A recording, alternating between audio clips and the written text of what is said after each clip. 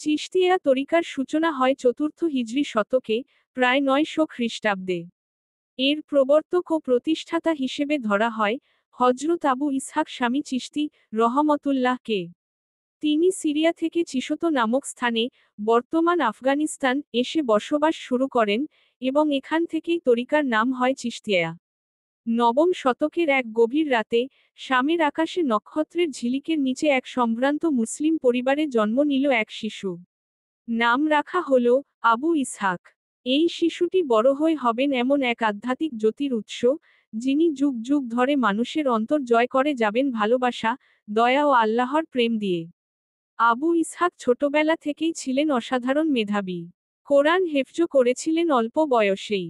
এরপর তিনি হাদিস, ফিকাহ, তাফসিরে পারদর্শিতা অর্জন করেন। কিন্তু তার হৃদয় ছিল আরও গভীর কিছু খোঁজার পিপাসায় জর্জরিত, আল্লাহর সঙ্গে ঘনিষ্ঠ সম্পর্ক।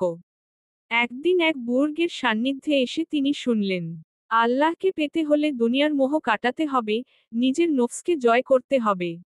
এই কথা ছিল যেন আগুনের ফুলকি। তিনি শাম ত্যাগ করে রওনা হলেন আত্মশুদ্ধির পথে। তিনি যান খোরাসান, হেরাত ও নিশাপুরে, যেখানকার বুর্গ ও আউলিয়াদের সান্নিধ্যে কাটে তার আত্মার প্রশিক্ষণের দিনগুলি।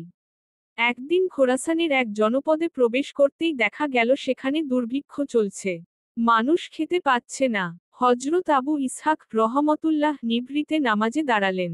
রাতে এক বৃদ্ধা মহিলা তাকে দেখলেন মাটি থেকে কিছু তুলছেন, অথচ সেটা ছিল তাজা খেজুর। তিনি জিজ্ঞাসা করলেন, হুজুর, এ খেজুর আপনি কোথা থেকে পেলেন? আবু ইসহাক রহমতুল্লাহ শুধু মুচকি হেসে বললেন, আল্লাহর অলিদের জন্য রিক আকাশ থেকেই আসে। এরপর তিনি পুরো গ্রামে সেই খেজুর বিলিয়ে দেন। মানুষ বিস্ময় হতবাক। সেই রাতে এক অলৌকিক বৃষ্টিতে পুরো জনপদ সবুজে ভরে যায়। এক রাতে তিনি স্বপ্নে দেখলেন, একজন গম্ভীর চেহারার ব্যক্তি বলছেন, তুমি চলো চিশত নামক স্থানে। সেখানে তোমার মিশন শুরু হবে। বহু লোক তোমার হাত ধরে আল্লাহর পথে আসবে। তিনি ঘুম থেকে উঠে রওনা দেন।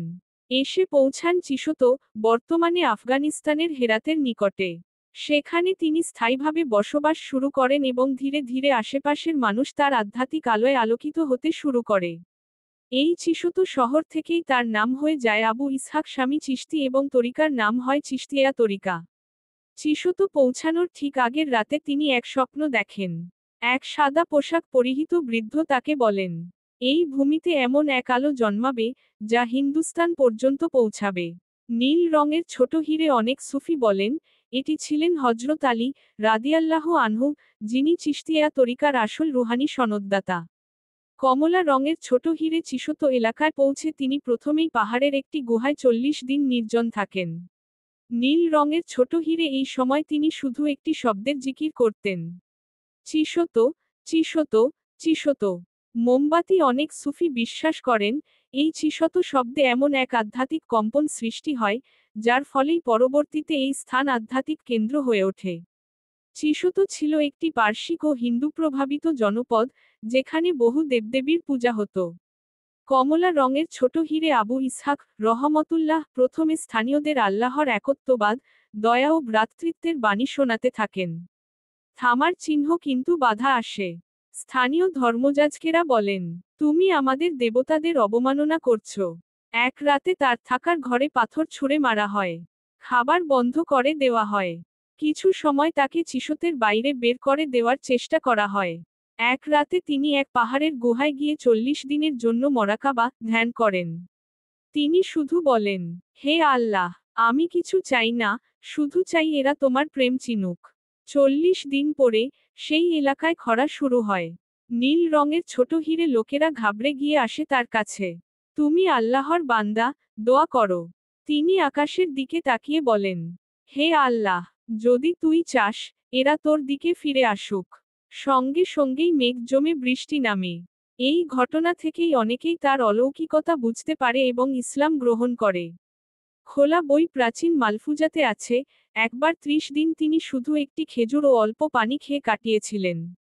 তখন কেউ তাকে জিজ্ঞেস করেছিল, আপনি কিভাবে বেঁচে আছেন? তিনি উত্তর দেন, আমি খাচ্ছি না, আমার রুহানি প্রভু আমাকে শক্তি দেন। হজরত আবু ইসহাক রহমতুল্লাহ গভীর রাতে তাহাজ্জুদ নামাজ আদায় করতেন এবং দীর্ঘ সময় ধরে কিয়ামর সেজদায় থাকতেন। তার রাত্রিগুলো ছিল কেবল ইবাদত, কুরআন তিলাওয়াত এবং আল্লাহর ধ্যানে নিমগ্ন। তিনি জিকিরে খফি, অর্থাৎ চুপিসারে আল্লাহর নাম স্মরণ করাকে গুরুত্ব দিতেন। এ আমল পরবর্তী চিশতিয়া তরিকায় কেন্দ্রীয় আধ্যাত্মিক অনুশীলন হিসেবে প্রতিষ্ঠা লাভ করে।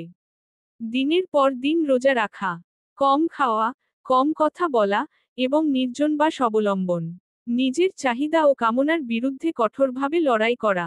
সব আমল আল্লাহর সন্তুষ্টির জন্য করতেন। কখনো লোক দেখানো ইবাদত বা আত্মপ্রশংসা পছন্দ করতেন না।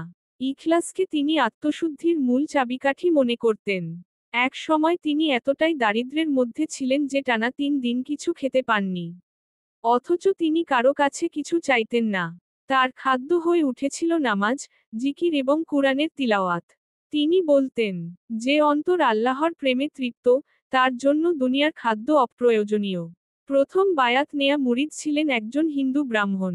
একটি প্রাচীন কিতাবে উল্লেখ আছে, তার প্রথম মুরিদ ছিলেন এক হিন্দু ব্রাহ্মণ, যিনি গভীর রাতের ধ্যানের সময় আবু ইসহাক রহমতুল্লাহ এর তিলাওয়াতের সুর শুনে অজানা শক্তিতে আকৃষ্ট হন।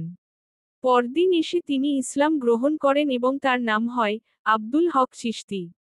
একবার এক দরবেশ মজলিসে প্রশ্ন করলেন, হে আবু ইসহাক, আপনি যে এত বড় অলি দাবি করেন, আপনার প্রমাণ কি? তিনি শান্তভাবে বললেন, প্রমাণ চাইলে চোখ খোলাও এবং অন্তর খোলাও। দরবেশ ঠাট্টা করে বললেন, তাহলে এই আগুনে হাত দিয়ে দেখাও, যদি সত্যি অলি হও। সবাই থমকে যায়। হজরত আবু ইসহাক রহমতুল্লাহ উঠে দাঁড়ালেন, বিসমিল্লাহ বলে সেই জ্বলন্ত আগুনে হাত বাড়ালেন, এবং আগুনটা ধীরে ধীরে নিভে গেল, তার হাতে কোনো চোট লাগেনি। তিনি শুধু বললেন, যে অন্তর পুড়ে গেছে আল্লাহর প্রেমে, তাকে আর বাহিরের আগুন পোড়াতে পারে না। একবার একটি জিকির মজলিস চলছিল, হঠাৎ ঝড় বৃষ্টি শুরু হয়। লোকেরা আতঙ্কিত হয়ে ছত্রভঙ্গ হতে চায়। তখন হজরত আবু ইসহাক রহমতুল্লাহ হাত তুলে বলেন, হে বায়ু, তুমি জিকিরে বিঘ্ন ঘটাতে পারো না। তারপর সঙ্গে সঙ্গে ঝড় থেমে যায়, আর মজলিস শান্তিতে সম্পন্ন হয়। তার কাছে আসতেন দরিদ্র, কৃষক, ব্যবসায়ী এমনকি অমুসলিমরাও। তিনি কাউকে ফিরিয়ে দিতেন না। তার দরবেশরা প্রতি রাতে গরিবদের জন্য খাবার প্রস্তুত করতেন। একবার তার দরগায় অনেক মেহমান আসলেন, কিন্তু খাবারের কোনো আয়োজন হয়নি। শিষ্যরা দুশ্চিন্তায় পড়ে গেল। তিনি বললেন, তোমরা শুধু নিয়ত করো খাওয়ানোর, রিজিকের মালিক তো আল্লাহ। এরপর তিনি দরগার পেছনে এক পুরনো কূপের দিকে ইশারা করলেন। শিষ্যরা গিয়ে কূপে দেখল, গরম গরম রুটি ও মাংস ভেসে উঠছে। সেই খাবারে সবাই তৃপ্ত হয়। শিষ্যরা বলল, হুজুর, এমন তো কখনো দেখিনি। তিনি বললেন, আল্লাহ যার অভিভাবক, তার ঘরে অভাব থাকে না। তিনি বলতেন, আল্লাহর প্রেম পেতে হলে মানুষকে ভালোবাসতে হবে। যে হৃদয়ে অহংকার থাকে, সেখানে আল্লাহর ভালোবাসা প্রবেশ করে না। এক শিষ্য একদিন কান্নাকাটি করে এলো। বলল, হুজুর, আমার মা অসুস্থ, দূরের গ্রামে। জানি না তিনি কেমন আছেন। হজরত আবু ইসহাক রহমতুল্লাহ কিছুক্ষণ চুপ করে থেকে বললেন, তোমার মা এখন সুস্থ হয়ে ঘুমোচ্ছে। তুমি চিন্তা করো না। কয়েকদিন পর খবর এলো, সত্যিই সেই মুহূর্তে তার মা সুস্থ হয়েছিলেন এবং ঘুমিয়ে পড়েছিলেন। তিনি তার আধ্যাত্মিক শক্তির বলে দূরের খবর এক পলকে বলে দিতে পারতেন। হজরত আবু ইসহাক রহমতুল্লাহ তার শিষ্যদের মাধ্যমে তরিকাকে সুদূর পারস্য, খোরাসান, এবং পরে ভারতবর্ষ পর্যন্ত ছড়িয়ে দেন। তার খলিফা আবু আহমদ আব্দুল চিশতি রহমতুল্লাহ পরে এই তরিকাকে আরও বিস্তৃত করেন। খাজা মঈনুদ্দিন চিশতি রহমতুল্লাহ, যিনি ভারতে ইসলামী সুফিবাদের দিগন্ত উন্মোচন করেন। বাবা ফারিদ রহমতুল্লাহ, নিজামুদ্দিন আউলিয়া রহমতুল্লাহ, যারা ভারতীয় সমাজের পরিবর্তনে অবদান রাখেন। হজরত আবু ইসহাক রহমতুল্লাহ মৃত্যুর আগে তার মুরিদদের বলেন, আমার কবর এমন জায়গায় করো, যেখানে লোকেরা আমার নামে ভিড় না করে, বরং আমার স্রষ্টার স্মরণে বসে। এজন্য তার প্রকৃত কবরস্থান অতিমাত্রায় গোপন, এবং চিশত এলাকার বাইরে রাখা হয়। সূর্য অস্ত যাচ্ছিল। আকাশে লাল আভা, পাখিরা আপন নীড়ে ফিরছিল। হজরত আবু ইসহাক চিশতি রহমতুল্লাহ বসে আছেন তার চাতালে। তার দৃষ্টিতে ছিল এক গভীর প্রশান্তি। শিষ্যরা তাকে ঘিরে বসেছিল, প্রতিটি শব্দ শোনার জন্য অধীর আগ্রহে। হঠাৎ তিনি চোখ বন্ধ করলেন, যেন কিছু অনুভব করছেন। এক দীর্ঘ নিঃশ্বাস নিয়ে বললেন, আজ আকাশ অনেক শান্ত। জানো কেন? এক শিষ্য বলল, হুজুর, আজকের সন্ধ্যা বড় মায়াবী মনে হচ্ছে। তিনি ধীরে মাথা নেড়ে বললেন, কারণ আজ একজন যাত্রা করবে এক দীর্ঘ সফরে, আল্লাহর দিকে। শিষ্যরা বিস্মিত হয়ে তাকে দেখছিল। কেউ কেউ অশ্রু সংবরণ করতে পারছিল না। তিনি উঠে দাঁড়ালেন, কিন্তু শরীর কাঁপছিল। পাশে থাকা মুরিদরা তাকে ধরে রাখল। তিনি বললেন, আমার সময় হয়ে এসেছে। আমি তা আজ সারাদিন ধরেই অনুভব করছি। আমার অন্তর বলছে, মালাকুল মউত আওরাইল আলাইহি সাল্লাম আজ আমার দরজায় দাঁড়িয়ে আছেন, কিন্তু বিনয়ের সঙ্গে। কারণ তিনি জানেন, আমি এ সফরের জন্য প্রস্তুত। এক মুরিদ কাঁদতে কাঁদতে বলল, হুজুর, আমাদের রেখে আপনি চলে যাচ্ছেন? তিনি মৃদু হেসে বললেন, আমার যাওয়াই তো ছিল লক্ষ্য। আমি তো ছিলাম একজন পথপ্রদর্শক। এখন তোমাদের পথ পরিষ্কার। আমার দায়িত্ব শেষ। এখন তোমাদের দায়িত্ব শুরু। তারপর তিনি শেষ উপদেশ দিলেন, আল্লাহর সঙ্গে সম্পর্ক এমন গড়ে তোলো যেন দুনিয়া কেটে গেলেও অন্তরে শান্তি থাকে। নিজের নফসকে না জেতালে হৃদয়ে আল্লাহ বাস করবেন না।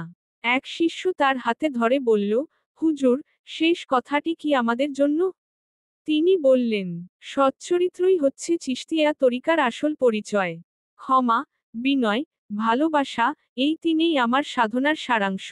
এরপর তিনি চোখ বন্ধ করে আল্লাহর জিকিরে লিপ্ত হয়ে গেলেন। কিছুক্ষণের মধ্যেই তার নিঃশ্বাস থেমে যায়। মুখে প্রশান্তির ছাপ, ঠোঁটে এক চিলতে হাসি, মনে হচ্ছিল, আল্লাহর সান্নিধ্যে পৌঁছে তিনি তৃপ্ত। শিষ্যরা চুপ করেছিল। কেউ কথা বলছিল না, যেন সবাই হৃদয় শুনছিল সেই শেষ কথার ধ্বনি। সময় এসে গেছে, এবং আমি প্রস্তুত। হজরত আবু ইসহাক স্বামী চিশতি রহমতুল্লাহ ইন্তেকাল করেন আনুমানিক 940 খ্রিস্টাব্দে। মৃত্যুর পর তাকে চিশত অঞ্চলের এক পাহাড়ঘেরা শান্ত জায়গায় দাফন করা হয়। তার দরগা আজও আছে বলে অনেক বংশানুক্রম বিশ্বাস করে। তবে এটি কোনো বৃহৎ দরগা নয়, বরং এক নিভৃত পাথুরে জায়গায়, যেটি এখন কিছুটা বিলীন বা দুর্গম। আফগানিস্তানের রাজনৈতিক অস্থিরতা ও যুদ্ধের কারণে এই দরগা খুব একটা পরিচিত বা রক্ষণাবেক্ষিত নয়। তার কবর শরীফ আজও আফগানিস্তানের চিশত শহরে ভক্তদের কাছে শ্রদ্ধার কেন্দ্র। হজরত আবু ইসহাক স্বামী চিশতি রহমতুল্লাহ শুধু একজন অলি নন, তিনি ছিলেন চিশতিয়া ধারার প্রথম শিখা। তার গোপন ইলহাম, নিঃশব্দ ধ্যান, এবং আত্মবিসর্জনের মাধ্যমে এক সূক্ষ্ম, নীরব শক্তি পৃথিবীতে ছড়িয়ে পড়ে, যা আজও চিশতিয়া দরগা ও কাওয়ালির ধ্বনিতে প্রতিধ্বনিত হয়। এই ছিল আজকের ইসলামিক কাহিনী। যদি গল্পটি আপনার হৃদয় ছুঁয়ে যায়, বা আপনি কিছু শিখতে পারেন, তাহলে একটি লাইক দিয়ে আমাদের উৎসাহিত করুন। আপনার মতামত কিংবা পরামর্শ কমেন্টে জানাতে ভুলবেন না। এমন আরও হৃদয়ছোঁয়া ইসলামিক গল্প পেতে, এবং দিনের বার্তা ছড়িয়ে দিতে, আমাদের চ্যানেলটি এখনই সাবস্ক্রাইব করে ফেলুন। ইনশাআল্লাহ আমরা একসাথে সত্য ও শান্তির পথে এগিয়ে যাব।